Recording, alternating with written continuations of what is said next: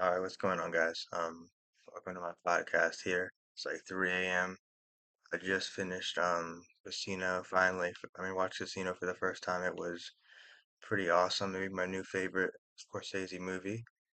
But anyways, I don't know how to do this, but this podcast it will be about like Ravens, Orioles, um, movies, TV, or whatever else I could think of, I guess. But that's probably what it'll mainly be, actually, football and baseball. Probably mainly baseball eventually. But this it'll usually focus on a specific topic.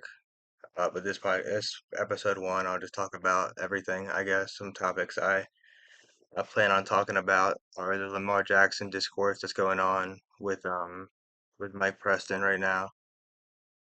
Just start recording. Oh no, we're gonna the Lamar Jackson Discord going on with Mike Preston right now. The Ravens versus Steelers Week 18 game coming up.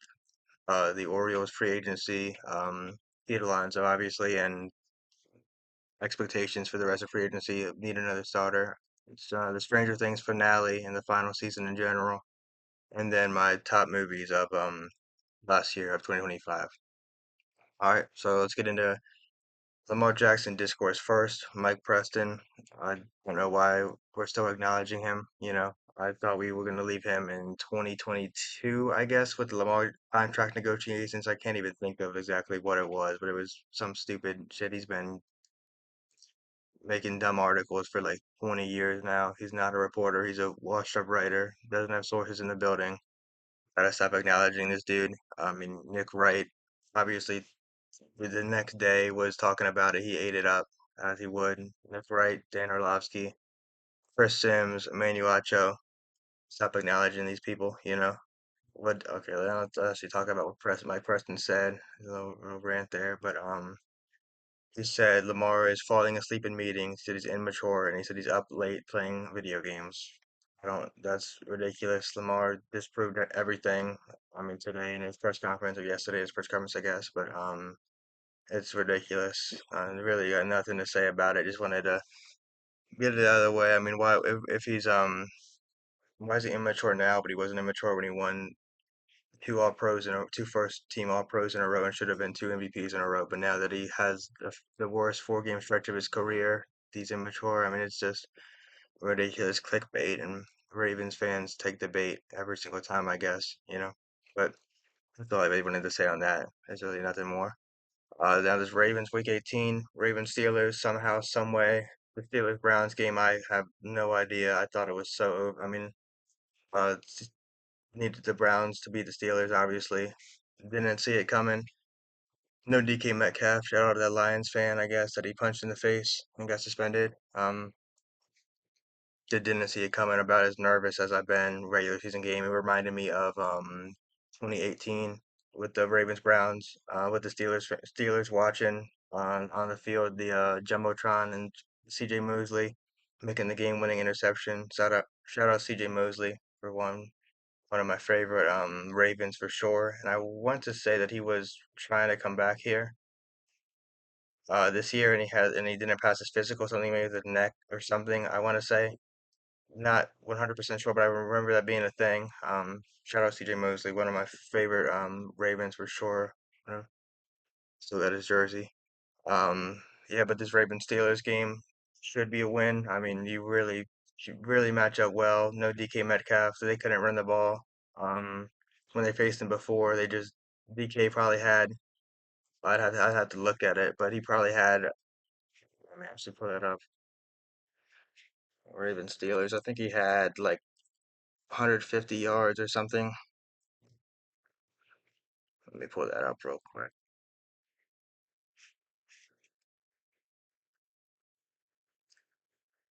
Let's see. Sorry about this, guys. Yeah, 7 receptions, 148 yards. The next is Jalen Warren with 3 receptions, 49, and one of them was off that busted screen. No DK Metcalf suspended, obviously. No Darnell Washington. He didn't do anything in the first matchup, but he's still probably their second scariest receiver. Couldn't run the ball last time. The only receiver that they were just picking on Humphrey last time, which has been a theme this year, I guess. But their only receiver is gone. Not to do anything. They don't turn the ball over. Story of the Ravens, but don't turn the ball over on the rock. Should, I really shouldn't be close, but yeah, it probably will be. I guess it always is, but it really shouldn't be. You should be. And then if you win, I guess it'll be the Texans coming to town, which is a very non-ideal matchup, I think. I We'll get into that hopefully when the Ravens win this week. Hopefully, I'll make a preview for the wild card round. But the Texans do scare me for sure, and it's but I guess you'd have to face them anyways, and I guess it's in Baltimore, so it doesn't really done that much this year, but years past, and even if Lamar, yeah, I know Lamar owns the Texans, never lost, but they got quite the team right now, quite the defense and secondary, and I don't know, really fast secondary, and it there's a lot of things that scare me there for sure. But I guess that's all I'll talk about there. I guess I'll talk about a little bit about these other games coming up. This my podcast probably will be released. I don't know, but these Saturday games, I think the Buccaneers will beat the Panthers. Don't think it'll matter though, because I think what they need the Saints to beat the Falcons as well. I like the Falcons, so I think the Panthers will win that division. And then Seattle versus San Francisco. I like San Francisco. That's ridiculous if they win, because then they could never have to leave San Francisco. They won't have to leave San Francisco because the Super Bowl is there, so they're gonna have home playoffs and then a home Super Bowl potentially. I think didn't Tampa Bay do that a few years ago in the Kansas City game, I believe so. But yeah, that is pretty wild. And they could have Fred Warner coming back, I know, for the NFC Championship. He said they definitely could do it this year. Definitely could see that. And I think that's really the only games that matter this week are those two Saturday games and then the Ravens, Steelers. Uh, Texans will beat the Colts. Texans will be the 5 seed, guaranteed. It's We'll see, but that's a problem to worry about next week. Now we just gotta beat the Steelers. Um, I guess that's all I'll talk about for now. I'll go more in depth on my later podcast, but today I'm just trying to cover everything.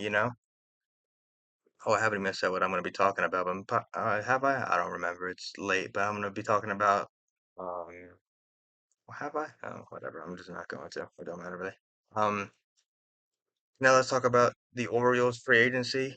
Obviously, Pete Alonso takes the lineup, elevates the lineup to a ridiculous level. That I kind of he's who I wanted the most, and I kind of saw it coming, especially when the Kyle Schwarber offer was made public that they gave him 5 years, 150 million. I was really thinking Pete Alonso I prefer over Schwarber, right-handed. I think the lineup needed a right-handed bat, obviously. Schwarber could hit lefties fine, but I think a right-handed bat behind Gunner is going to do wonders for him. I think he's probably the third best player in baseball behind Otani and Judge, and I think he'll could definitely see him winning an MVP this year with because you can't bring in a lefty reliever. Like that's what frustrated me so much last year was sorry for saying so much. I'll get used to it eventually. But Jesus, I look there. Cut that out right there. 8:35. Okay. But yeah, they he's going to Gunner finally has protection. He didn't have protection before. What they had like Ryan O'Hearn, Ryan Mountcastle batting behind him last year, which just isn't. It's not doesn't evoke fear in any pitcher. So they just either brought in a lefty reliever if it's past the fifth inning, or just pitched around him, made him chase. You can't do that this year. You gotta pitch to him. It's gonna be scary for the rest of the MLB. I really do think so. I think this is the best lineup in baseball. I think they are a Rangers, Suarez, a Framber Valdez away from being maybe the best roster, the second best roster in baseball. The Dodgers will have to. I can't do anything about that, but I think this could be the second best roster, at least on paper in baseball. If you could add a Ranger or Framber, or trade for a Freddie Peralta, you still have Kobe Mayo. So you still have like trade pieces. You could like Enrique Bradfield. I wouldn't want to let him go, but I'm sure teams would. Teams are calling about him, and it'd be a big piece there. If it, whatever it takes to get another ace level pitcher, even though I don't think anybody, maybe Freddie Peralta would. start opening day, maybe. But I'm so high on Kyle Bradish, and I think there's like six pitchers in baseball, maybe five. I don't know, but that I would take in front of him. I have to think about it, but he is. I think he's the future. I mean, the ace for the next 8 years. If I had to, I mean, I think you extend him. Be awesome to extend him this offseason. I've been thinking about that a lot. And then extend Trevor Rogers as well, which is, I mean, this is you add let's say Rangers Suarez, because that's what I think it'll be. Then you have Bradish, Suarez, um, Suarez, Rogers, Shane Baz, who you just got from Tampa Bay, who I really like, and a super high ceiling. And then you just re-signed Eflin and Kramer. You could go with a six-man. I mean, I don't know if Eflin will even be ready by opening day. He says he will be, but who knows? But you could definitely go with a six-man rotation, I guess. Move Wells obviously to the bullpen. I guess they would do because I don't think Kramer really plays in the bullpen. I like him as a starter. Eflin as well. Didn't necessarily see it coming, but it can't hurt. Like at the worst, they have a higher floor now. And I don't see how you could be angry at them re-signing Eflin, who won't. I mean, last year he sucked because he had no command. His back. He said he feels as good as he's ever felt in his career. I believe him. I think it's a really good rotation. Bullpen, you got a bunch of guys from last year, that showed out. Kind of gets underlooked because they suck so bad, obviously. But there are a few guys. There's a Cade Stroud, Rico Garcia, Dietrich Enns, maybe. There's a few guys there, and then you brought Kittredge back. Obviously, brought in Ryan Helsley. That's huge. Maybe one more. You're gonna move Wells to the bullpen. Cade Povich. I've been hearing. I mean, he might be able to play in the bullpen. Maybe one more. Big long. I mean, big long. He's big high leverage. Guy like a Jojo Romero, I know they were interested in before. He might be expensive, but like you just at this point, I mean, you're in the AL East, it's probably going to be 487 win plus, I mean, 87 win plus, 87 plus win teams, and then the Rays could, who knows, they also have a solid roster. I just don't know their rotation. I think, I don't know how many guys I trust to pitch a full season. I mean, Shane McClanahan coming off of Tommy John to two Tommy Johns and something in the last 5 years. I don't know, but they lineup will always play. There's probably still in on Ketel Marte. I think that's cooled down a lot, and I think the Diamondbacks GM maybe said that they're not going to trade him recently, but that doesn't. We've seen that really doesn't mean anything. Um, so yeah, it's going to be awesome this year. AL East going to be as entertaining of a division. I really believe the Orioles will come out on top. I think Yankees, Blue Jays could.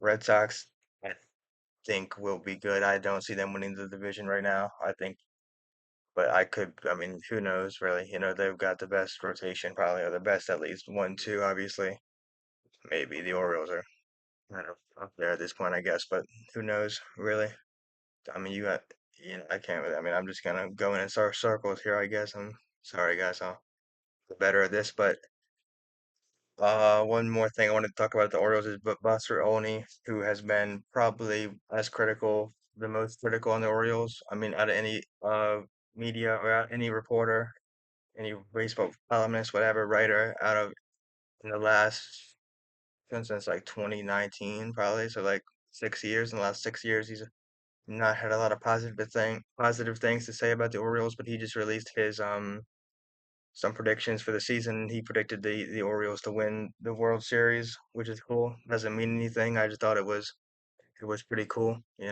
Um, who knows? Yeah, but if you get another starter, I mean, I will have many podcasts dedicated to previewing just because this lineup really plays. This rotation is so close to being up there. The bullpen, you got a lot of upside. It's the toughest division ever. They're going all in. You have to. Only way you could win. I love it. I know. I think if you get he said I think he said in the article like Holiday 30-30 season. If Holiday has a 30-30 season, then they are going to win the World Series. Like I mean, I promise. There is no way they don't. I don't know if he will. That would be insane because then you have like what like four MVP candidates. I guess. I mean, not I guess MVP, but four like all-star starters at least, because Gunner will be starting the All-Star game. Holiday would be in that case. Pete, I think it's pretty safe that he'll be starting, stay in the American League. And then I mean, just pick one of the Westberg, Atley, you know, Ward even. Maybe he comes here and rakes. You got Hauser, I don't know about, but Dylan Beavers, I'm so high on. Tyler O'Neill, I mean, I know he isn't a fan favorite right now, but he could easily hit 30 home runs, just got to stay healthy. I could see it. I don't want it to happen necessarily because I think that would, I would rather him platoon with Hauser than Beavers. But I like Hauser as well, but I really believe in Beavers, and I've been high on him since they draft. I mean, since before they drafted him, since he was a Cal, and I was looking at the prospects for the draft. I wanted them to take him with their first pick. They got him in their second pick, yeah. They got Enrique Bradfield that year, who I also wasn't. I mean, I couldn't complain with. He was pretty awesome at Vanderbilt. All right, I don't know if I said this before, but I'm gonna talk about the Stranger Things finale. I think I did actually. I'm sorry, guys. It's like 3 a.m. I just wanted to bang this out here. I'm gonna get better over time on these podcasts. Maybe up to like 30 this year. I was thinking 300 movies, 30 podcasts. I got a few goals this year or whatever. All right, but Stranger Things. The finale. I've seen a lot of hate the finale is getting. I don't think it's justified. The season, I'm not gonna defend, but the finale, I didn't have a problem with it at all. I think it was safe. Obviously, I think it was predictable with 11 and everything. Like I saw that coming up, but it not even predictable, just that it makes sense, I guess. But predictable, I guess, as well. I think Henry Creel, I think Jamie Campbell Bower, that's what I have written down here. I think that's his name. I could be wrong, but Henry Creel, I thought that was the best performance of the show. I think that guy should be everywhere. He really should. If there's one person from that show that will like I could see in big time movies, it is him. That was like so much better than anything we've seen, I think, and might even get a first Emmy nomination, I think, for acting in that show. He should. That is getting that's not underlooked because I've seen a lot of tweets about it, but still, good for him. You know, really good. And then the all the complaints, like the realistic stuff, like people complaining about like stuff isn't realistic. Like they saying like Nancy like shooting like with the gun shooting from that far. Like it's the show isn't. It's about a monster demogorgon whatever. Like it's not a realistic concept. You got to give them a little slack. It's that she hit a shot from 150 feet away. I don't even remember. I'm sorry, but there's some tweet that made me a little angry because you're just like nitpicking. Like you're trying to hate on it at that point. Like it's about monsters from a different dimension, and you're complaining about something being unrealistic.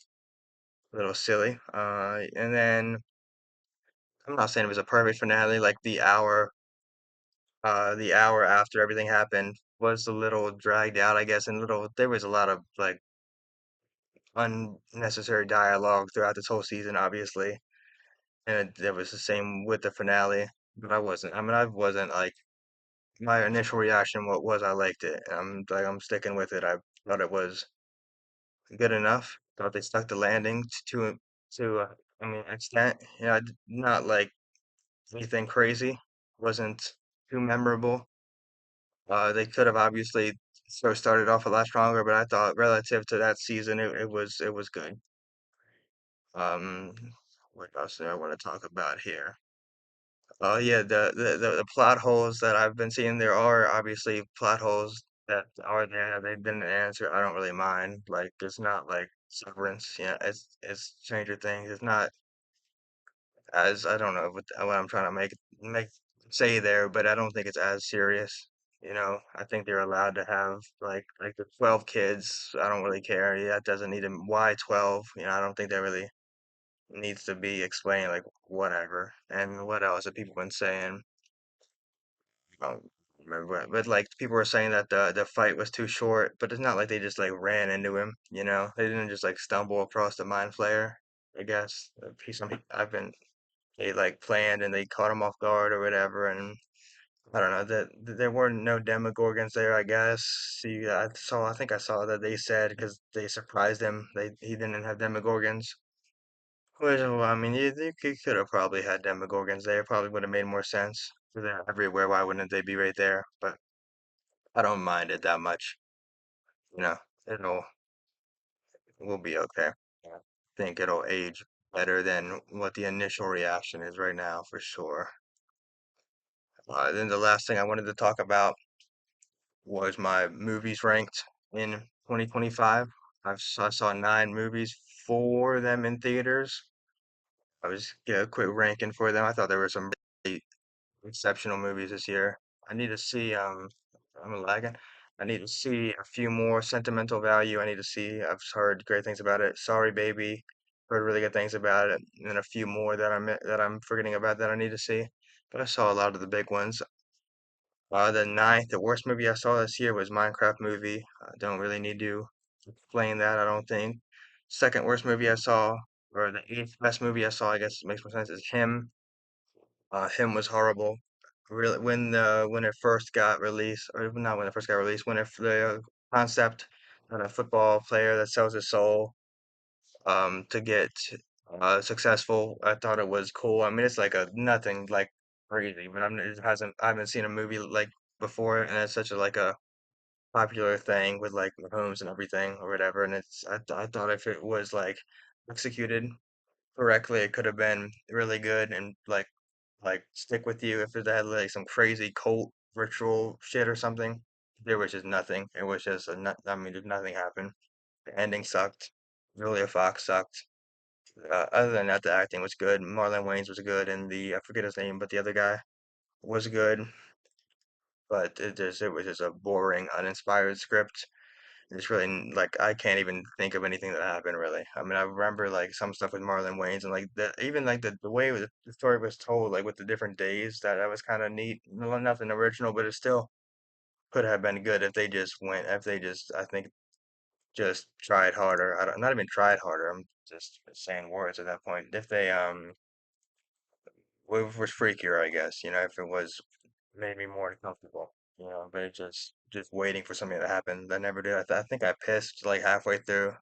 I usually don't try and do that during movies, so maybe when I was pissing, something happened. From what I heard, it definitely didn't. So I saw that at the theaters, by the way, but didn't pause it. The seventh best movie I saw was Roof Man with Channing Tatum. Another one that the concept for me, a lot of people have the opposite reaction I've seen where they were surprised by it, they were like impressed by it. I Because from the concept they thought it was like a silly movie. I was kind of hoping it was a little sillier, a little like dumber. It got a little like preachy and gospely, and a little romance kind of sucked. Wasn't really feeling it. It's a true story, so I'll give it. And it wasn't like bad. It's way better than him. I wish he was more like messing around in the what's it called, in the Toys R Us, and just like dumb stuff. Peter Dinklage was funny in it. He's really good. He's funny in everything. He's awesome. Um, Yeah, not much more to say about that. It wasn't bad. It's just not really my type of movie there. The fifth best movie I saw in 2025 was The Long Walk. I also saw it in theater. Oh, sorry, I skipped. Sorry about that, guys. The sixth best movie I saw in 2025 was Weapons. I don't necess I liked it. I was good. Don't necessarily understand. Maybe I gotta rewatch, but don't necessarily understand all the hype it's gotten. I've heard like groundbreaking, and like I didn't think it was anything crazy. I thought it was pretty, I guess not basic. There's probably a word I'm looking for, but I definitely didn't think it was groundbreaking. I thought it was cool and it was well acted. Julia Gardner has been such a fan of her since Ozark. I've seen a few more things that she's in. Can't think of them right now, but she was the second coolest character in Ozark behind Ben or Tom Pelphrey, who's in Task right now, which I need to see. I'm probably gonna start Task in these next few break here, winter break. So these next few weeks, it'll be the next show I watch. I think Tom Pelphrey is phenomenal in Banshee and Ozark. He's well, I mean, the best actor by a landslide. I thought he destroyed everybody. th- that's all I gotta really say about Weapons. I'm sorry, I haven't seen us. I watched Weapons on I think it was like so my web. I think I watched it on like a can like they recorded it from the theater. Like I forget what it's. I can't think of what it's called right now. So I didn't get the. You couldn't really tell. It wasn't as bad as they used to be. So I really didn't get the like visual, like the best visual experience, but the plot was still watched and wasn't blown away, but it was good. Okay, the fifth best movie I saw, which I just mentioned, was The Long Walk, with Cooper Hoffman, who is sick. I mean, Licorice Pizza is I, I really enjoyed. Just watched it last week. Super cool. Long Walk was really good. Watched it in theaters. Um, really good. Not much more to say about that. It's a cool concept. I mean, obviously, it's a Stephen King based off. I don't. That's all. I don't really have much to say about the Long Walk. Really good. Really well acted. I forget the dude's name, but the other main character, other than Cooper Hoffman, it was so good in it. I've been seeing Mark Hamill, I guess his name, who was a sheriff. He did. I didn't even really notice it at the time, but people have been seeing it lately. He definitely did. He definitely did suck in it. He definitely could have been more intimidating for sure. Other than that, it was good. Good ending. Good stuff there. Nothing. I mean, nothing too crazy. But the fourth best movie I've seen from last year, in my opinion, is Bring Her Back, with directed by Raka Raka, which is nuts. I've seen both of their films now. I'm glad I saw Bring Her Back first because they both are about the same stuff, I guess. I mean, both have the child gore stuff and it, like the ripping their eyes out or whatever, like banging their shit on the table and smashing their face. But it caught me more off guard on Bring Her Back than Talk to Me because I watched Talk to Me second. But Bring Her Back was like phenomenal. Like I think I have it as like a probably like a 4 out of 5 right now, but I think it could even be potentially higher. It was very good, uh, well acted, super well directed. I thought very visually. I don't know how they could make it that like nice to look at while also like a kid like rips his eyes out or whatever. Pretty impressive stuff there. Be tuning into whatever they got going on next for sure. The third best movie I saw from last year was Sinners. Just watched Part of Sinners again today. It was on the TV. Just so good. Just the music, obviously, acting. It's so and like it is slow, but those scenes that are like with the climax, the when stuff happens, it is awesome. It is Michael B. Jordan is so good, and Haley Steinfeld. It's so good in it. Don't really not too fond on her because of her husband, but she was really good in it. This very Ryan Coogler is awesome. I've enjoyed every movie I've seen of his. Just, I mean, nothing really needs to be said about Sinners, I guess. Other than, I mean, everyone's seen Sinners.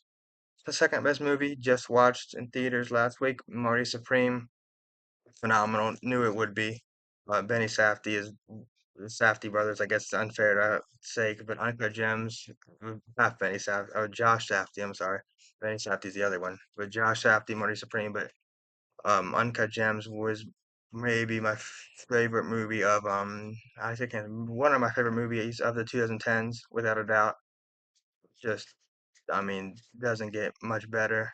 And then so I knew coming into this and even Good Time kind of pissed me off at first. I mean like initial reaction, but I gave it time and I like I mean over time I really appreciated it a little more.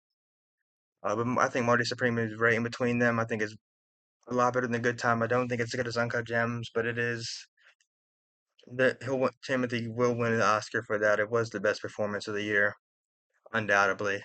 It was, I mean, it was a great movie, great ending, chaos. I mean, you're gonna get it from a Safdie brother movie, the ridiculous chaos that happens in the middle. Just yeah, awesome stuff there. Dream big. The best movie I saw isn't close though. The only perfect movie I would say I saw in 2025 is a boring one, but it is one battle after another. It just, I mean, Paul Thomas Anderson just is the best or second best director alive. You could say Scorsese or Paul Thomas Anderson. I wouldn't be mad. I don't think anybody else he quite operates on their tier. Even Christopher Nolan, I don't think he's their tier. I think one battle after another was another masterpiece, like about that joins Magnolia, Punch Drunk Love, Magnolia, There Will Be Blood, as I think they're all perfect movies. I still need to watch Boogie Nights and Hard Eight. I think Boogie Nights could be potentially perfect as well. I mean, I expect it to be, maybe.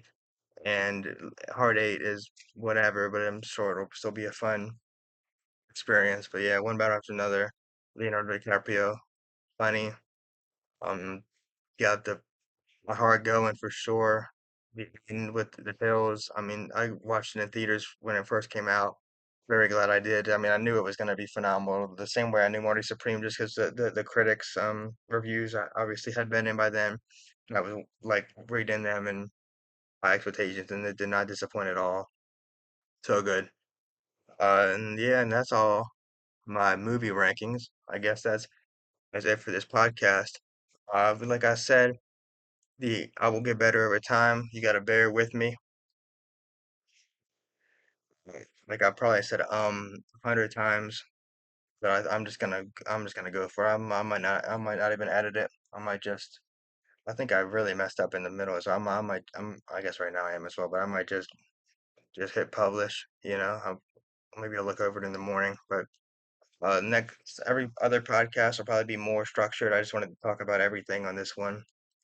But I really think this could be like beneficial for me. I think I could be a expert podcaster by the end of the year, or a better podcaster, I should say, I guess, than I am now. I think it could get me out of my comfort zone and, whatever. Next podcast will probably be, hopefully, assuming the Ravens win this week, which I'm not going to jinx it because I've seen everything before. You can't, I mean, like, they could fumble 4 times, and that's the only way they lose for sure. I mean, it's the same way they always lose, though, so it's not that crazy to say. But yeah, next podcast will hopefully be out next week, and it'll be a preview for the wild card round. How they get predictions for each game, and why I think the Ravens Texans is a scary one for the Ravens. And yeah, um, thank you if you made it this far. I thank you. I don't know. All right, take care.